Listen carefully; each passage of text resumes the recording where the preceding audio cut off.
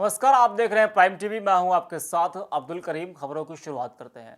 नागरिकता संशोधन कानून के खिलाफ मोर्चा खोलने वाली मशहूर शायर मुनव्वर राणा की बेटी सुमैया राणा ने अपनी राजनीतिक पारी की शुरुआत कर दी है।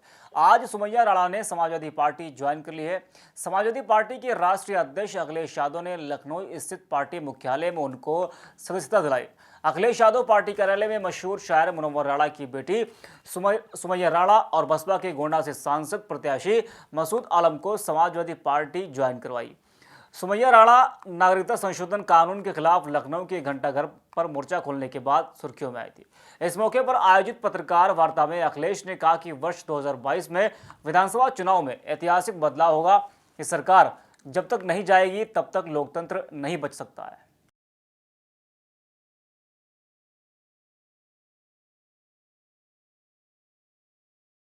अपने सभी प्रेस के साथियों का बहुत बहुत धन्यवाद देना चाहता हूँ।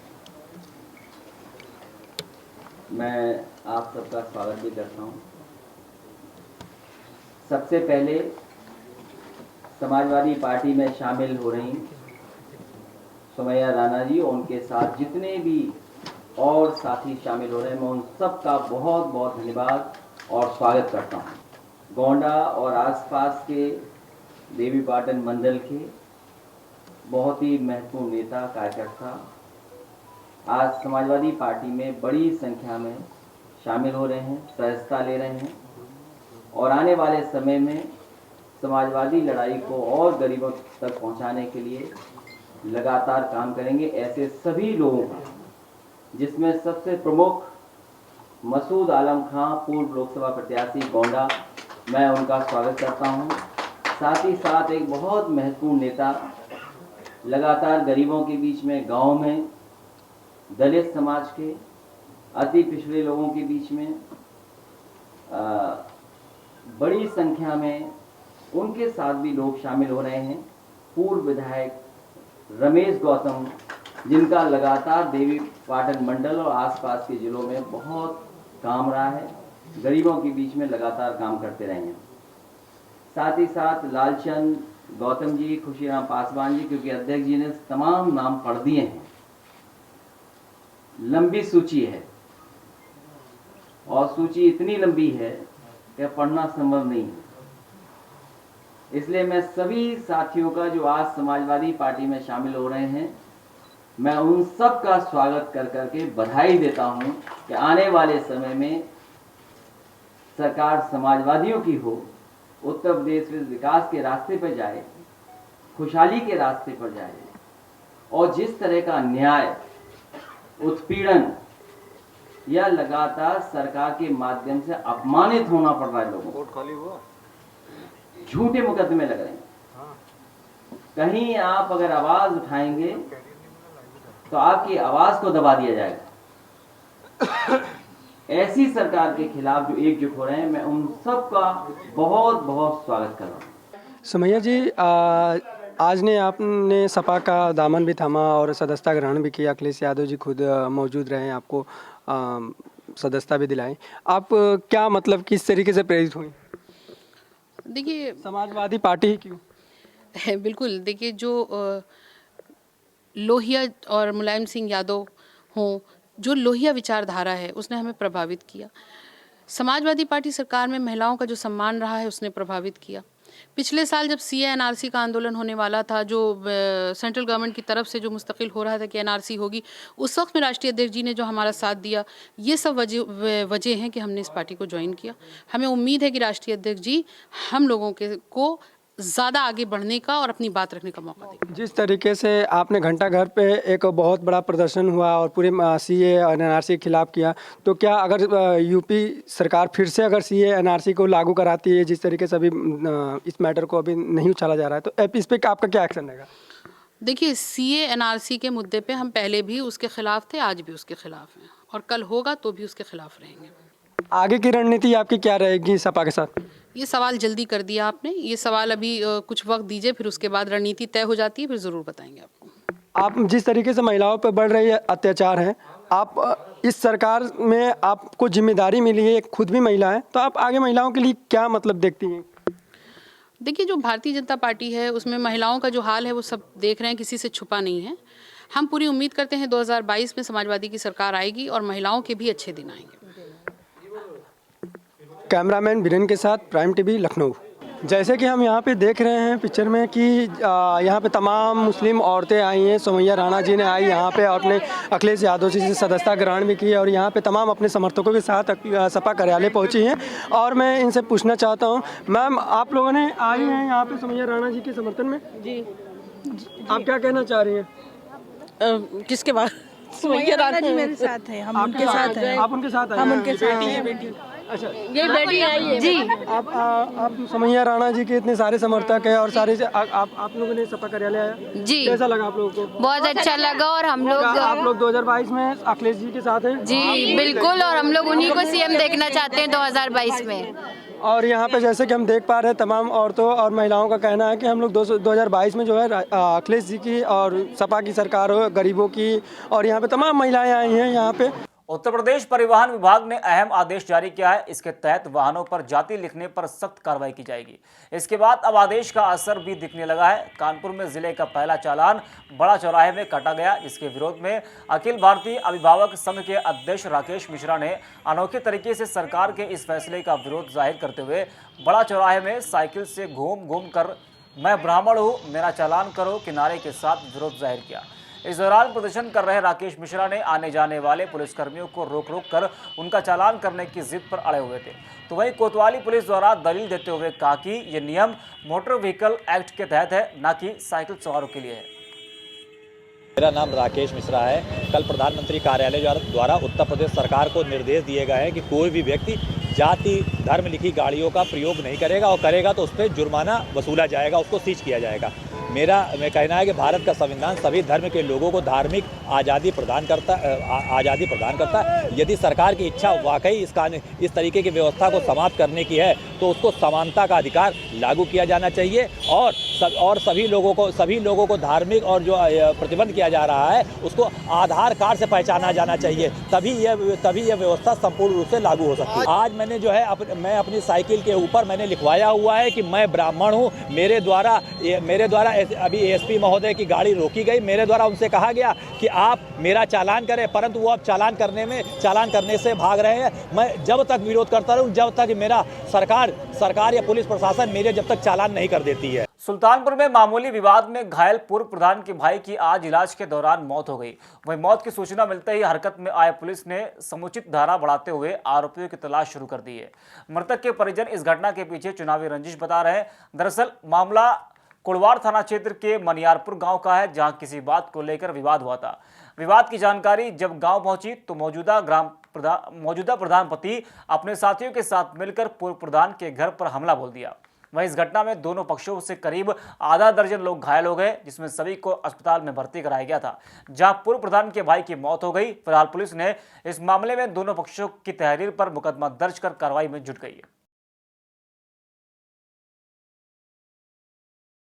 ग्राम मनियारपुर थाना कुड़वार में निजाम हैदर व आबैद अली के दोनों परिवार के लोग कुवैत में रहते हैं।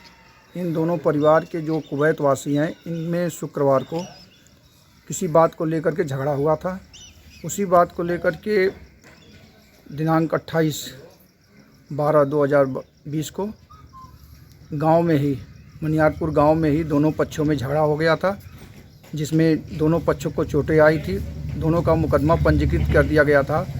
इसी दौरान दवा इलाज के दौरान बहादुर अली की मृत्यु हो गई है, जो 78 वर्ष के हैं। इसमें अभियोग पूर्व के पंजीकृत हैं, उसमें समुचित धारा बढ़ा करके गिरफ्तार करके आवश्यक कार्रवाई की जा रही है। ये हमारे सगे मामू हैं। प्रधानी की रंजिश चल रही थी। अब चूँकि इलेक्शन करीब आ गया है, ये लोग एकजुट होके आए और हमारे पूर्व प्रधान बैठे हुए थे दुकान पे, तो उनके ऊपर फायर झोंक दिया। जब फायर झोंक दिया तो अपनी जान बचाने के लिए घर में भागे। तो वहाँ पे जो है 7-8 आदमियों को उन लोगों ने मारा। बुखार लगी गाँव में, तब वो लोग भागे। उसके बाद हम लोग उनको लेके कुड़वार थाने के वहाँ सुना था से रिफर यहाँ कर दिया गया। यहाँ से रिफर लखनऊ किया गया, तो रास्ते में इस्लामगंज के पास। अमेठी के पुरवा गांव में दबंगों ने एक परिवार पर हमला बोल दिया। बदमाशों ने लाठी और धारदार हथियार से परिवार वालों पर हमला करना शुरू कर दिया, जिसमें महिला बच्चों समेत 4 लोग गंभीर रूप से घायल हो गए। मौके पर मौजूद लोगों ने पुलिस को सूचना दी। इसके बाद पुलिस ने सभी घायलों को इलाज के लिए अस्पताल में भर्ती कराया। खबरों में आगे बढ़ते हैं। कानपुर के नौबस्ता पुलिस और सर्विलांस टीम को बड़ी सफलता मिली है। 10 किलो चरस के साथ तस्कर को पुलिस ने गिरफ्तार कर लिया है। आरोपी बिहार से खरीद कर कानपुर में सप्लाई करता था।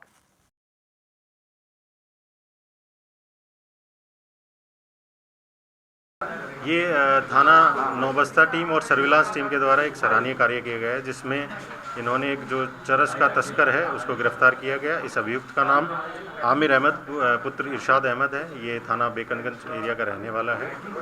इसके पास से 9 किलो 930 ग्राम चरस बरामद हुई है।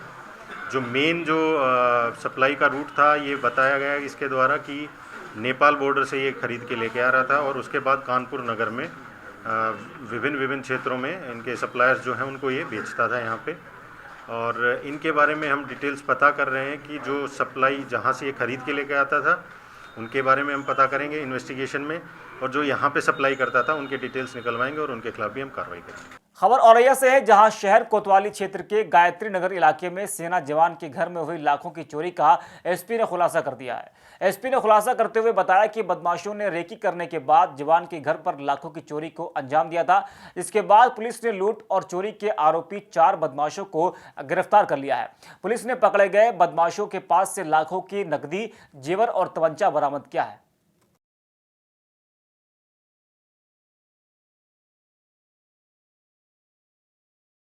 3 दिसंबर की रात्रि में एक व्यक्ति जो कि भारतीय फौज में नौकरी करते थे, उनके घर में रात्रि में चोरी हुई थी। इस संबंध में हमारी टीम द्वारा लगातार प्रयास किए जा रहे थे और आज एसओजी और कोतवाली और औरैया की संयुक्त टीम को इसमें बड़ी कामयाबी मिली है, जिसमें 4 चोरों को गिरफ्तार किया गया है हमारे द्वारा। और जो घर से चोरी की गई DBBL लाइसेंसी वेपन थी वो भी रिकवर की गई है। साथ ही साथ जो ज्वेलरी और जो अन्य सोने चांदी के आभूषण उनके द्वारा चुराए गए थे वो भी इनसे रिकवर किए गए हैं। फिरोजाबाद के गांव सिकंदरपुर में युवक द्वारा तमंचा लहराने का वीडियो सोशल मीडिया पर वायरल हो रहा है। दरअसल आरोपी युवक ने लड़की के साथ छेड़खानी की थी, जिसके बाद परिजनों ने इसका विरोध किया था। वहीं आरोपी ने अपने आप को बचाने के लिए पीड़ित पक्ष को तमंचा दिखाया। वहीं इसको लेकर पुलिस ने शिकायत दर्ज कर आरोपी की तलाश शुरू कर दी है।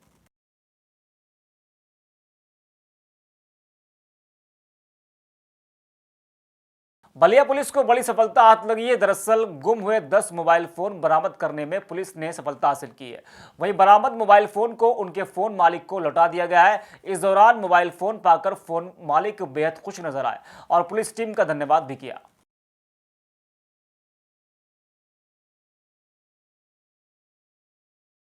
और जो ये लोग हैं, इनका मोबाइल सबका इनका खो गया था और आप देख रहे हैं इनके चेहरे पर कितनी खुशी है अपनी एक छोटी सी ही सही संपत्ति वापस मिलने की। तो ये हमारा प्रयास है कि किसी का भी कोई भी सामान चोरी हो जाए या गुमशुदगी हो तो उसको हम लोग रिकवर करके और उसके ओनर को लौटा दें। तो उसी क्रम में जो है ये आज मोबाइल जो है इन मोबाइल धारकों को वापस किए गए हैं। शबनम परवीन, हमको मोबाइल मिला हुआ है जो मेरा गुम हो गया था। दिवाली के 2 दिन बाद गुम हुआ। कौन दिया है? रोहित सर। अरे वो पुलिस ऑफिसर कोई हैं, कॉल किए थे रोहित सर। बहुत ज़्यादा खुशी हो रही है। हाँ, क्यों नहीं, विश्वास है। वही ऑनलाइन करवाए थे FIR एप्लीकेशन, फिर यहाँ पे लिखे थे SP ऑफिस आकर। खबर औरैया से है, जहां बिधुना कोतवाली क्षेत्र में मजदूरों से भरी पिकअप हादसे का शिकार हो गई। दरअसल एक्सल टूटने के कारण अनियंत्रित हुई मजदूरों से भरी पिकअप पलटने से करीब 20 से ज्यादा मजदूर गंभीर रूप से घायल हो गए। मजदूरों की चीख पुकार सुनकर पहुंचे स्थानीय लोगों ने 108 एम्बुलेंस को सूचना दी, जिसके बाद एम्बुलेंस और पुलिसकर्मियों की मदद से घायलों को स्वास्थ्य केंद्र में भर्ती कराया गया है, जहाँ 4 मजदूरों की हालत गंभीर देखते हुए उन्हें सैफई मेडिकल कॉलेज रेफर कर दिया गया है। मतलब गाड़ी आ रही, गोला टूट गया कैसे भी, और वो वहीं पर पलटा खाती हुई इतने से आ रहे थे बिजूना के लिए। बिजूना आ रहे थे? हाँ। अच्छा, क्या करते हैं आप लोग? ये घर की जरा खोदते हैं गाड़ी वाले पिकअप में। 34 लोग। ये घटना हुई है अचानक उठने से। अच्छा, ये एक यूटिलिटी है जो शिवनासी किसी मैनपुरी से आ रही थी। अचानक बताते हैं जो गुल्ला टूटने की वजह से वो पलट गई, उसमें 14 लोग घायल हुए थे। प्रतापगढ़ के पट्टी कोतवाली क्षेत्रों में शातिर बदमाशों को ग्रामीण ने दबोच लिया। दरअसल शातिर बदमाश लूट की वारदात को अंजाम दे रहे थे, जिसके बाद गांव वालों ने बदमाशों को पकड़ लिया और जमकर पीटना शुरू कर दिया।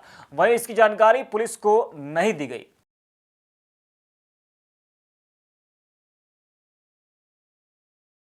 फिलहाल के लिए इतना ही। देश और दुनिया की तमाम बड़ी खबरों के लिए देखते रहिए प्राइम टीवी।